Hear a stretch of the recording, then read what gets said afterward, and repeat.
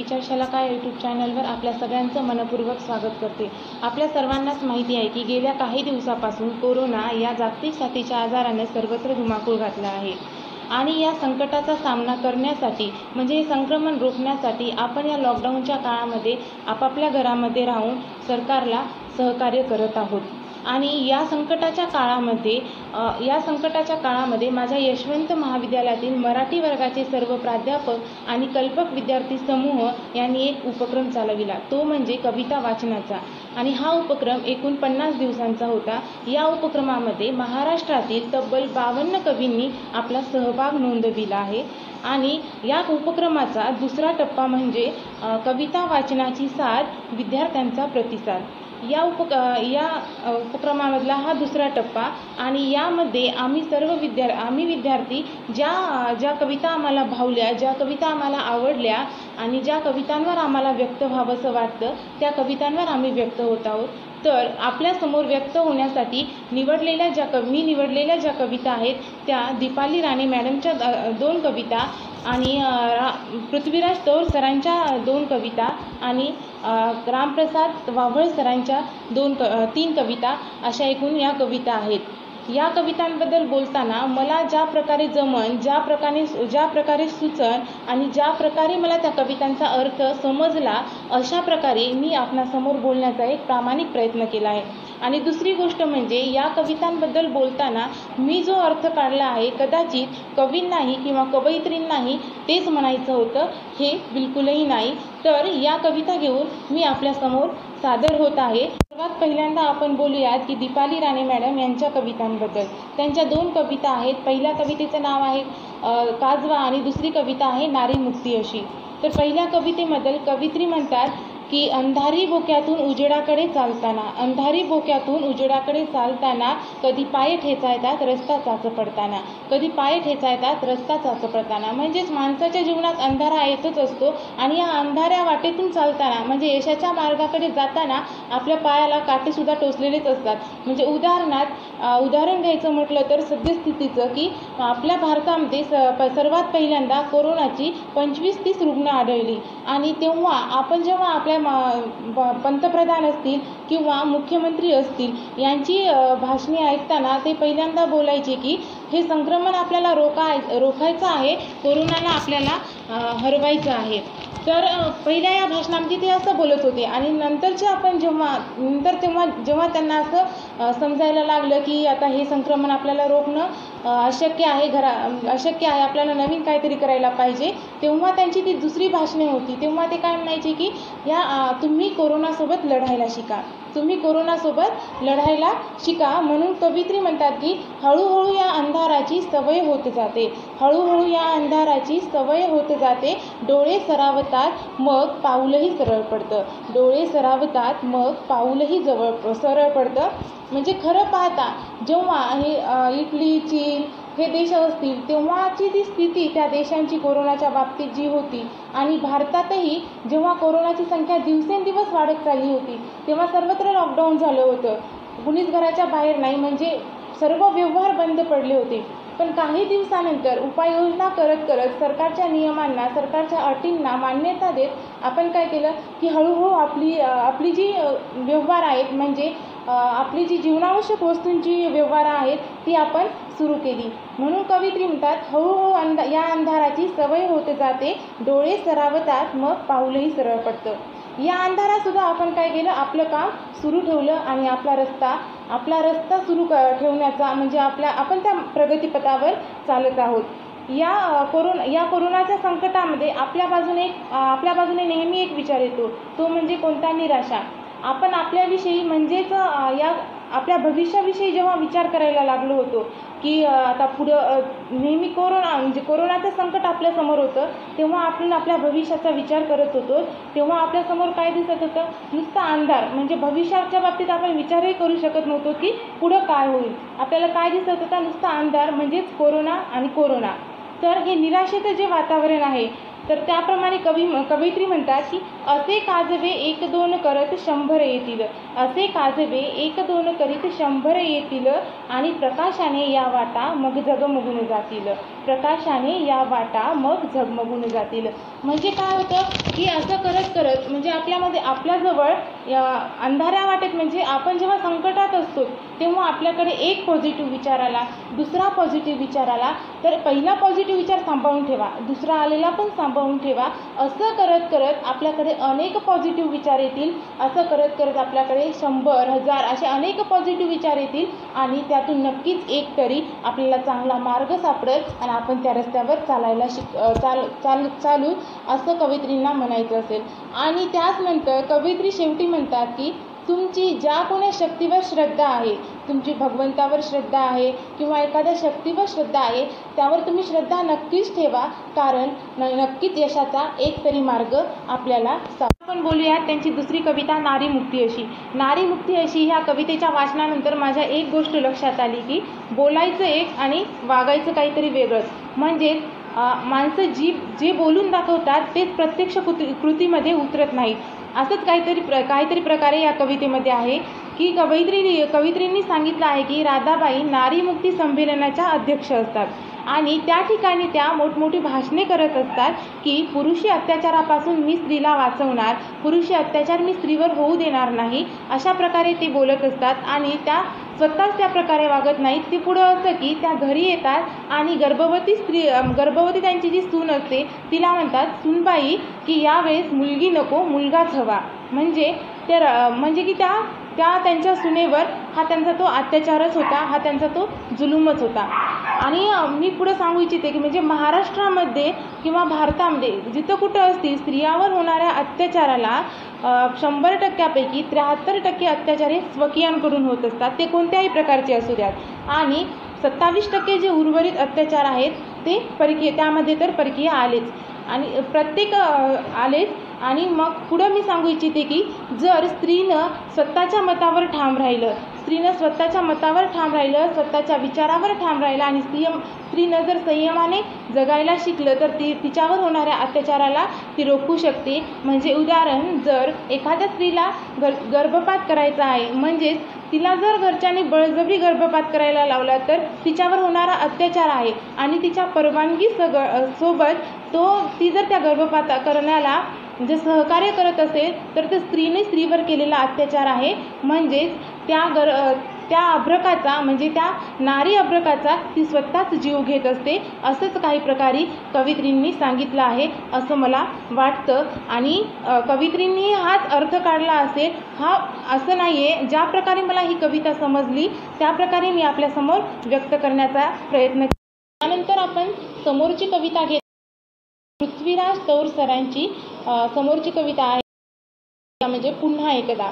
खरं तर पुन्हा एकदा हा शब्द ऐकल्यानंतर आपल्याला एक वाक्य आठवतं, म्हणजेच माजी मुख्यमंत्री देवेंद्र फडणवीसांचं.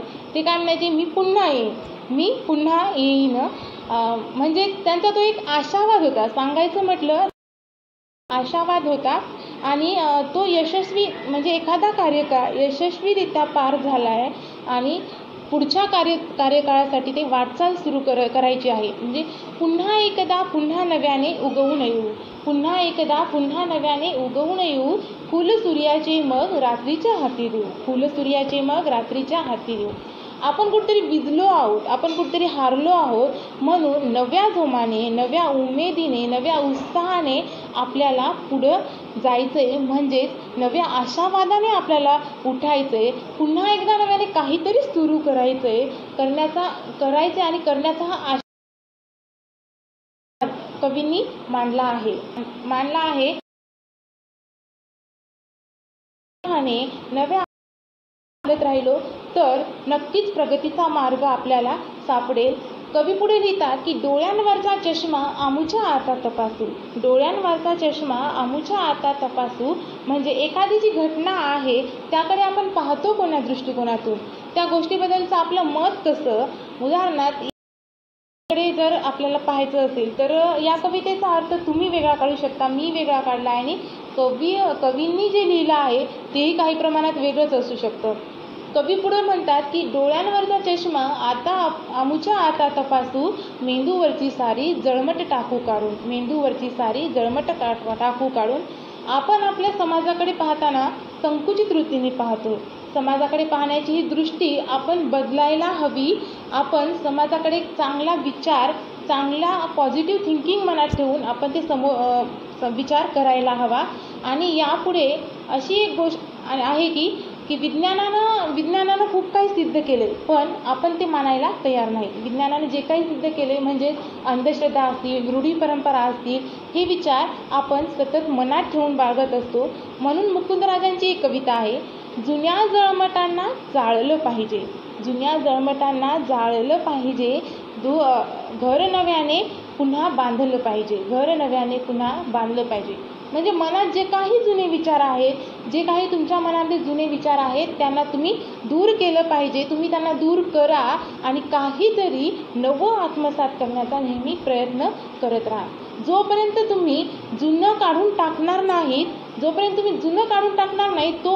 तुम्ही नवं आत्मसात करणार नाही.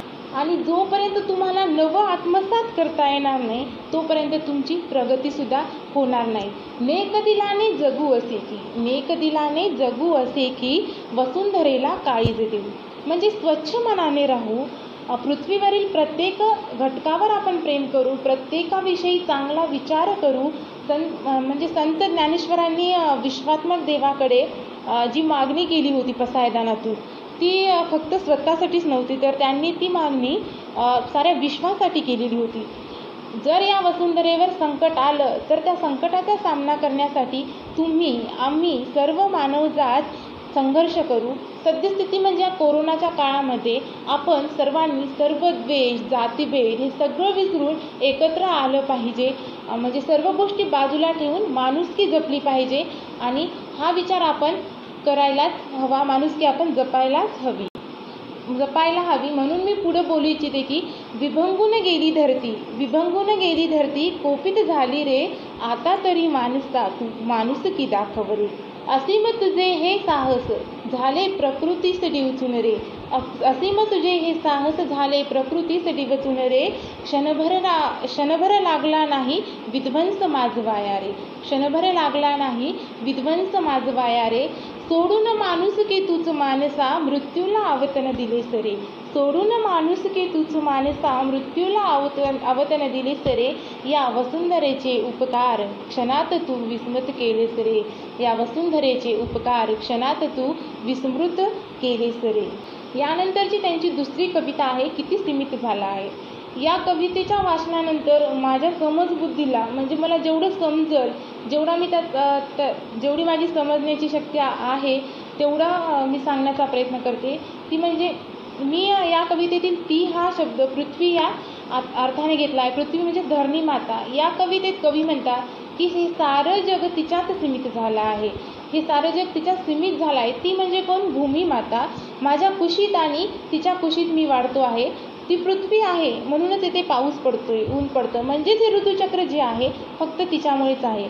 ती आहे म्हणूनच इथला प्रत्येक घटक आहे आणि ती आहे म्हणूनच आम्ही सर्वजण जगत आहोत. तर यानंतरचे शेवटचे कवी आहेत कविवर्य रामदास वावळकर. रामदास वावळकरांच्या एकूण 3 कविता आहेत. या तीन कवितामधली पहिली कविता, तू लिहून आणायला सांगशील. आपल्याला हिंदीतील प्रसिद्ध लेखक प्रेमचंद माहिती आहेत. त्यांना तुम्ही ऐकलंच असेल की ते म्हणतात, मैं एक मजदूर हूँ, जिस दिन कुछ लिख ना लूँ उस दिन मुझे रोटी खाने का कोई हक नहीं. जिस दिन मैं कुछ लिख ना लूँ उस दिन मुझे रोटी खाने का कोई हक नहीं. की तुम्ही तुमचं जे क्षेत्र निवडलं आहे त्या क्षेत्राशी तुम्ही प्रामाणिक राहून कार्य करा. तुम्ही जे क्षेत्र निवडलं आहे त्या क्षेत्राशी प्रामाणिक राहून कार्य करत राहा. त्याच्याशी तुम्ही बेईमानी करू नका. कविवर्य रामदास वावळकरांच्या कवितेतूनही त्यांना हेच सांगायचं असेल असं मला वाटते. तू लिहून आणायला सांगशील एखादा विषय देऊन कविता. तू लिहून आणायला सांगशील एखादा विषय देऊन कविता, किंवा आपला माणूस म्हणून करशील तोंड भरून स्तुतीही. पण प्रश्न कवितेच्या इग्रतीचा आहे दोस्ता. उद्या जर मला कोणी कवी म्हणून हाक मारली तर कवितेने एकांतात अश्रू नको ढाळायला. या कवितेतून एवढंच स्पष्ट होईल की आपण आपल्या क्षेत्राशी नेहमी प्रामाणिक राहा, बेईमानी करू नका. आपण जे क्षेत्र निवडलंय, ज्यावर आपल्याला वाटचाल करायची आहे, त्या वाटचाल करताना तुम्ही तुमच्या मेहनतीनं करा, तुम्ही तुमच्या प्रामाणिकपणाने करा आणि कदाचित कवी याच गोष्टीची प्रामाणिक राहून आपल्या पुढील काही कविता सादर करतायत. त्यानंतरची कविता आहे अस्वस्थ चेहरे. आताची जी सद्यस्थिती आहे त्याच्या पाठीमागे आपण विचार केला तर खूप काही वेगळं पाहायला मिळतं आपल्याला. कवी म्हणजे म्हणतात ना, दिसतं एक आणि असतं एक. कवींनी रचना केली आहे की हे अदृश्य जगातील अदृश्य चेहरे, त्यांच्या दिसण्यात आणि असण्यात जमीन आसमानचा फरक आहे. त्यांच्या दिसण्यात आणि असण्यात जमीन आसमानचा फरक आहे. आपण ऐकलेलं आहे की ओठात एक आणि पोटात एक. व्यवहारात विश्वास आणि प्रामाणिकपणा ह्या गोष्टी तर आवश्यकच असतात, पण परिस्थिती विचारात घेतली असता माणसं जसं बोलतात तसं वागतील याची शाश्वती देता येत नाही. एखादी गोष्ट जशी वरून दिसते, एखादी गोष्ट जशी आपल्या दृष्टिकोनाला दिसते तशीच ती असेल याची आपण शाश्वती देऊ शकत नाही. कवींनी म्हटले आहे, मीही नजरकैद होण्याची शक्यता नाकारता येत नाही. सांगायचं म्हटलं तर आजचं जे वातावरण चालू आहे की बोलायचं एक आणि करायचं एक, म्हणजे या वस्तुस्थितीचा, या परिस्थितीचा मी कधी बळी जाईल याची काही शाश्वती देता येत नाही. म्हणजे ती बोलतात एक आणि वागतात एक, या लोकांमध्ये मी कधी जाईल याची शाश्वती देता येत नाही आणि आजच्या सुरू असलेल्या या माणसांचं जे वागणं आहे म्हणजे माणसं खरं बोलण्याची, प्रामाणिक राहण्याची जी सवय आहे ती कालांतराने कमी होत चालली आहे, अशी खंत कदाचित कवी त्यांच्या कवितेमधून व्यक्त करत आहेत असं मला वाटतं. तूही भिरकावलेस दगड मीही भिरकावले दगड ही कवीची समोरची कविता आहे. म्हणजे यानंतरची ही कविता आहे. तू भिरकावलेस दगड मीही भिरकावले दगड.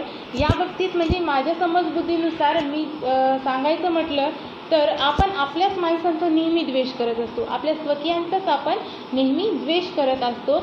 आपण आपल्याच माणसांशी लढत आहोत. खून, मारामारी, भांडणतंटे यामध्ये आपण आपलं सगळं जीवन नष्ट करत आहोत. आपण आपल्या स्वकीयांशी भांडणतंटे करत आहोत. म्हणून कवींनी शेवटी सांगितलं आहे, शेवटी तूही तडफडून मेलास मीही तडफडून मेलो. रानांचे स्मशान झाले, तुझ्या माझ्या राखेने हे शिवार अंधुक झाले. आपण आपल्याच माणसांचा नेहमी द्वेष करत असतो आणि या द्वेषापोटी आपण माणुसकी विसरून गेलो. हे द्वेष करत असताना आपण माणसाला विसरून गेलो. एक देशभक्तीपर गीत आहे ते म्हणजे, हे हात उस्तुकलेले दगडांच्या वर्षावाला रोखा ते कार्याला लावा देशाच्या कार्याला.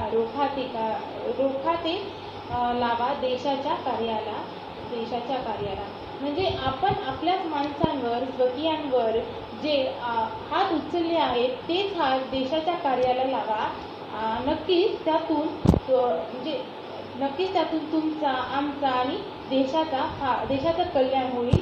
कदाचित असा संदेश कवींना या कवितेच्या माध्यमातून द्यायचा असं मला वाटतं. आणि या तीनही कवीबद्दल बोलताना मी जे स्पष्टीकरण दिलं आहे, कदाचित कवींना तेच सांगायचं होतं असं मी बिलकुल म्हणत नाही आहे, कारण प्रत्येकाचा दृष्टिकोन वेगळा असतो. आणि मला ज्या प्रकारे कविता समजली, ज्या प्रकारे मी ती समजून घेतली आणि ज्या प्रकारे मला आपल्यासमोर स्पष्ट करता आलं, त्या प्रकारे मी आपल्यासमोर स्पष्ट झाले आहे आणि हा मी प्रयत्न आपल्यासमोर केलेला आहे. या तीनही कवी म्हणजेच कवयित्री दीपाली राणे मॅडम असतील त्यांच्या कविता, किंवा पृथ्वीराज तौर सर, कविवर्य पृथ्वीराज तौर सर यांच्या कविता, आणि त्याचबरोबर रामप्रसाद वावळ सरांच्या कविता, या तीनही कवींच्या कविता जर तुम्हालाही ऐकायची इच्छा असेल तर डिस्क्रिप्शनमध्ये त्यांची लिंक दिलेली आहे, तुम्ही सुद्धा ऐका आणि व्यक्त व्हा. मनपूर्वक धन्यवाद.